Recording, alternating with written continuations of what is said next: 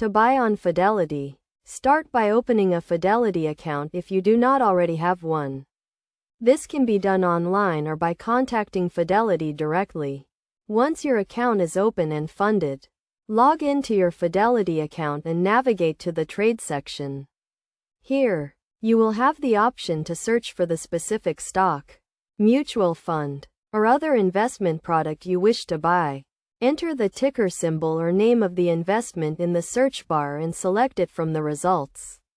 Next, choose the type of order you want to place, such as a market order or limit order. A market order will execute the trade at the current market price, while a limit order will only execute at the price you specify. Then, enter the number of shares you want to buy and review your order to ensure everything is correct.